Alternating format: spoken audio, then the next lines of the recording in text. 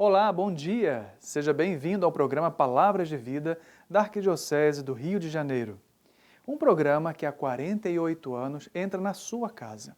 Fique com a gente com a nossa programação. Olá, bom dia Padre Arnaldo e um bom dia a você que nos assiste nessa manhã de domingo em mais um Palavras de Vida, o programa oficial da Arquidiocese do Rio de Janeiro na TV Brasil. E antes da gente começar, eu já quero te convidar a ficar por dentro de tudo que acontece aqui no nosso programa. Para isso, basta fazer a sua inscrição no nosso canal oficial no YouTube. É só acessar youtube.com/Palavras de Vida TV Brasil.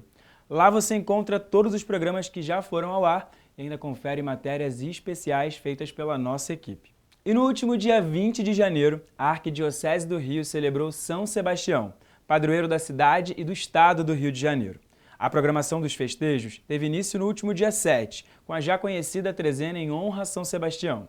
Uma tradição que esteve na sua 13ª edição, onde o arcebispo do Rio, o cardeal Orani João Tempesta, realizou a peregrinação da réplica de sua imagem original por todos os cantos da cidade.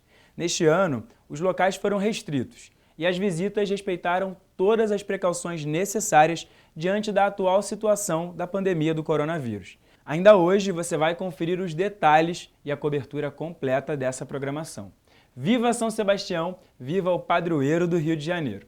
E agora, vamos para o Vaticano acompanhar a catequese com o Papa Francisco.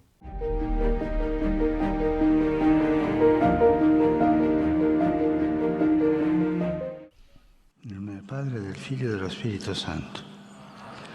La pace sia con voi.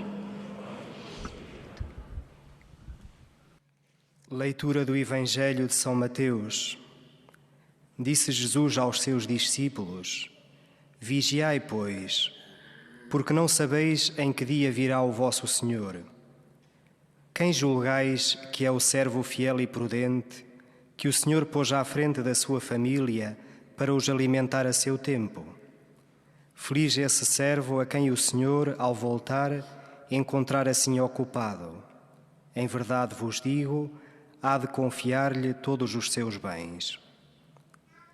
Palavra da salvação.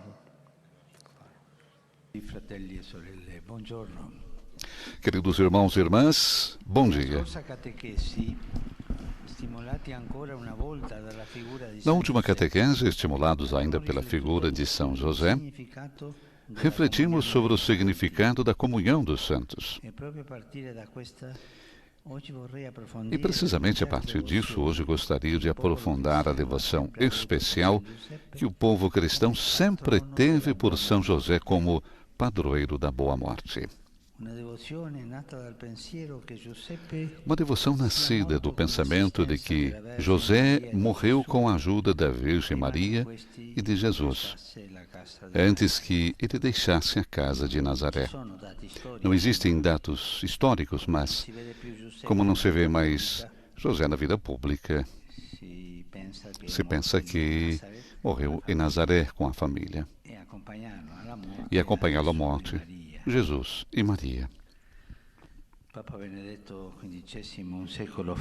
Papa Bento XV, há um século, escreveu que, através de José, vamos diretamente a Maria e, através de Maria, a origem de toda a santidade, que é Jesus. Seja José, seja Maria, nos ajudam a ir a Jesus. E encorajando práticas piedosas em honra de São José, recomendou uma em particular. E ele dizia assim: dado que ele é merecidamente considerado como o mais eficaz protetor dos moribundos, tendo inspirado com a ajuda de Jesus e Maria, será preocupação dos pastores sagrados inculcar e encorajar aquelas piedosas modalidades que foram instituídas para implorar a José em nome dos moribundos, como as da boa morte, do trânsito de São José e pelos agonizantes, associações do tempo. Queridos irmãos e irmãs, talvez algumas pessoas pensem que essa linguagem, este tema, seja apenas uma herança do passado, mas na realidade a nossa relação com a morte nunca se relaciona com o passado, mas sempre com o presente. Papa Bento dizia, dias atrás, falando de si mesmo, que está diante da porta escura da morte. É muito bonito agradecer ao Papa que tem essa lucidez, 95 anos, de nos dizer isso. Eu estou diante da escuridão da morte, da porta escura da morte. É um belo conselho que nos deu.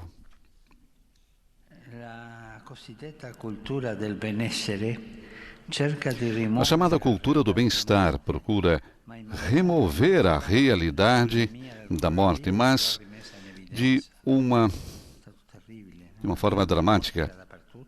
A pandemia, forma dramática, pandemia do coronavírus que voltou a colocar em evidência. Muitos irmãos e irmãs, disse Francisco, perderam entes queridos sem poder estar ao lado deles. Isso tornou a morte ainda mais difícil de aceitar e de elaborar. Dizia uma enfermeira que estava diante de uma vovó com Covid e estava morrendo. Eu gostaria de saudar os meus antes de ir embora. A enfermeira corajosa pegou o telefone celular, coligou e a ternura daquele instrumento e daquela despedida. Não obstante isso, procuramos de todas as maneiras banir o pensamento da nossa finitude, incluindo-nos assim a pensar que podemos retirar o poder da morte e afastar o temor. Mas a fé cristã não é uma forma de exorcizar o medo da morte. Pelo contrário, ajuda-nos a enfrentá-la. Mas cedo ou mais tarde, todos nós vamos atravessar aquela porta. A verdadeira luz que ilumina o mistério da morte provém da ressurreição de Cristo. São Paulo escreve, ora, se prega que Jesus ressuscitou dentre os mortos, como dizem alguns de vós que não há ressurreição de mortos, se não há ressurreição dos mortos, nem Cristo ressuscitou. Se Cristo não ressuscitou, é vã a nossa pregação e também é vã a vossa fé. Há uma certeza. Cristo ressuscitou. Cristo ressuscitou. Cristo está vivo entre nós. Essa é a luz que nos espera atrás daquela porta escura da morte. Irmãos e irmãs, é apenas através da fé na ressurreição que podemos olhar para o abismo da morte sem nos deixarmos dominar pelo medo. Não só, mas também podemos atribuir à morte um papel positivo. De fato, pensar na morte iluminada pelo mistério de Cristo ajuda-nos a olhar para toda a vida com novos olhos. Nunca vi atrás de um carro fúnebre um carro de mudanças. Eu nunca vi.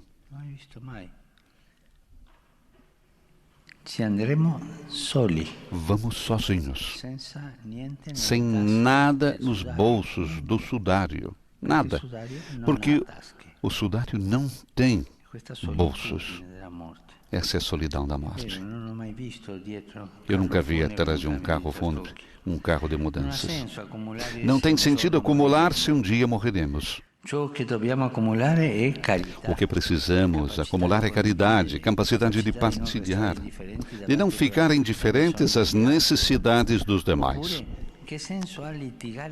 Ou de que serve discutir com o irmão, uma irmã, um amigo, um membro da família, um irmão ou uma irmã na fé, se um dia morreremos? A que serve discutir com os outros? Perante a morte, tantas questões são redimensionadas. É bom morrer reconciliados, sem deixar ressentimentos e sem arrependimentos. Gostaria de dizer uma verdade. Todos nós estamos em caminho em direção àquela porta. O Evangelho diz-nos que a morte vem como um ladrão. E por muito muito que procuremos manter a sua chegada sob controle, talvez mesmo planejando a própria morte, ela continua a ser um acontecimento com o qual temos de nos confrontar e perante o qual também temos de fazer escolhas. Duas considerações para nós cristãos permanecem. A primeira é que não podemos evitar a morte, e é precisamente por essa razão que, depois de ter feito tudo o que era humanamente possível para curar a pessoa doente, é imoral envolver-se numa obstinação terapêutica. Aquela frase do povo fiel de Deus, da gente simples: deixe ele morrer em paz, ajuda ele a morrer em paz. Quanta sabedoria! A segunda consideração diz respeito à qualidade da própria morte, da dor, do sofrimento. De fato, devemos estar gratos por toda a ajuda que a medicina procura dar para que, através das chamadas curas paliativas, cada pessoa que se está a preparar para viver a última parte da sua vida o possa fazer da forma mais humana possível. Contudo, devemos ter o cuidado de não confundir esta ajuda com desvios inaceitáveis que levam a matar. A eutanásia. Devemos acompanhar as pessoas até a morte, mas não provocar a morte nem ajudar o suicídio assistido.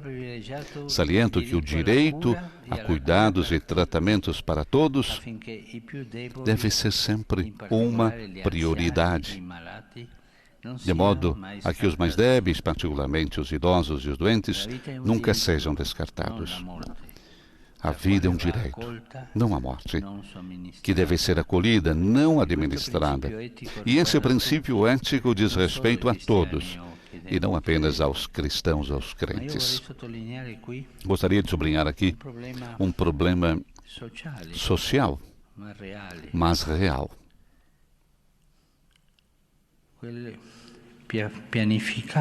Planejar, entre aspas, não sei se é a palavra justa, correta, acelerar a morte dos idosos. Tantas vezes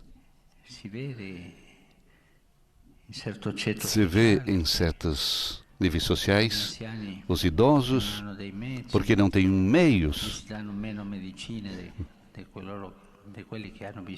tem menos remédios daquilo que são necessários. Isso é desumano, isso não é ajudá-los. Isso é impulsioná-los em direção à morte. E isso não é humano nem cristão. Os idosos devem ser cuidados como um tesouro da humanidade. São a nossa sabedoria. E se não falam, se não tem sentido, mas são símbolos da sabedoria humana. São aqueles que fizeram o caminho antes de nós e nos deixaram tantas coisas bonitas, tantas recordações, tanta sabedoria. Por favor, não isolem os idosos, não acelerem a morte dos idosos. Acariciar um idoso tem a mesma esperança que acariciar uma criança, porque o início da vida e o fim da vida é sempre um mistério que deve ser respeitado, acompanhado, curado, cuidado, amado.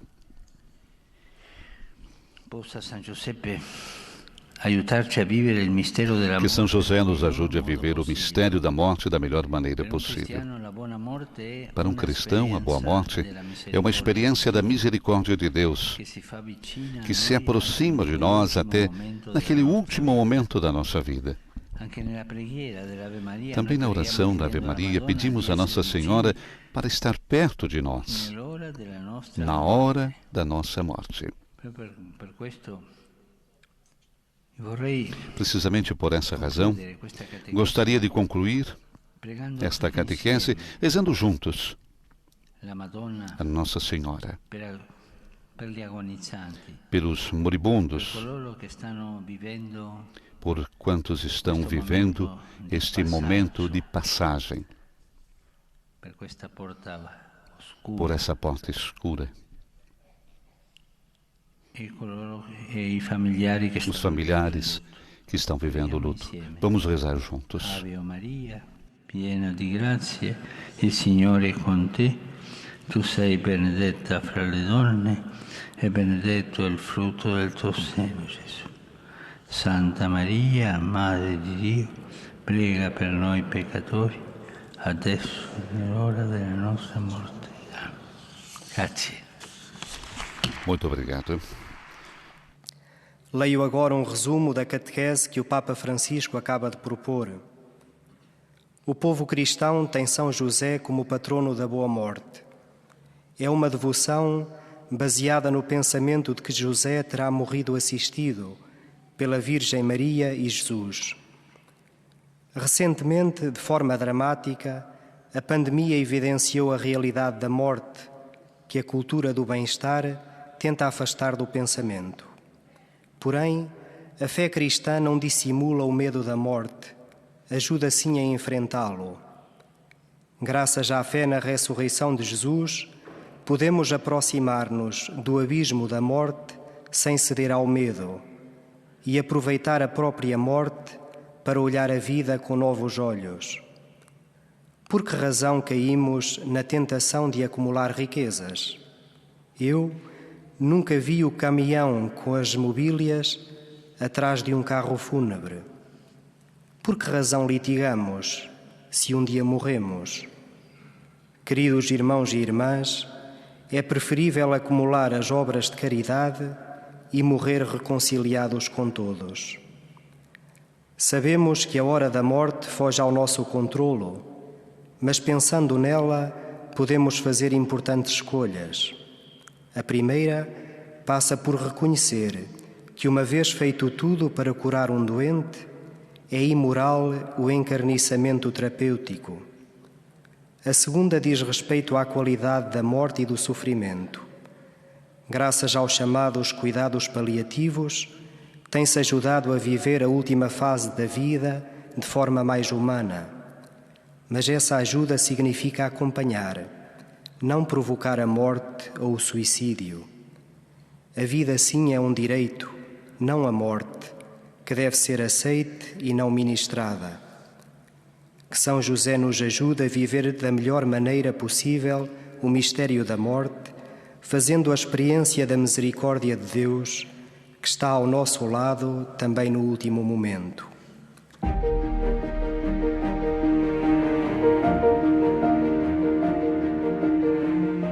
E nós continuamos no Vaticano, agora com notícias internacionais.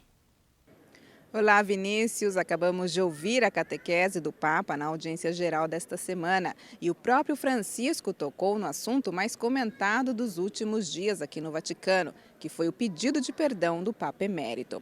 Através de uma carta aos fiéis em Munique, na Alemanha, Bento XVI veio a público para falar sobre a pedofilia clerical. Mais uma vez, escreve Ratzinger, só posso expressar a todas as vítimas de abuso minha profunda vergonha, minha grande dor e meu sincero pedido de perdão.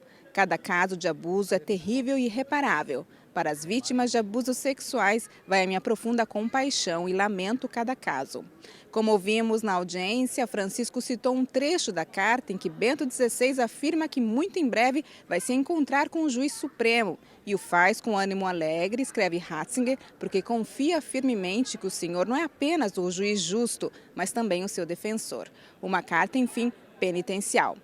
Mas antes de concluir, Vinícius, recordamos também o Dia Mundial do Enfermo, que foi celebrado na sexta-feira, a memória de Nossa Senhora de Lourdes. Mais uma vez, Francisco renovou o apelo para que todos tenham acesso aos tratamentos de saúde. O doente, afirma o Papa, é sempre mais importante do que a sua doença. Do Vaticano, Bianca Fracalvieri para o programa Palavras de Vida. E na semana que vem voltamos com mais informações de Roma. No próximo bloco, você confere as últimas notícias direto de Brasília no boletim Igreja no Brasil. Voltamos em instantes.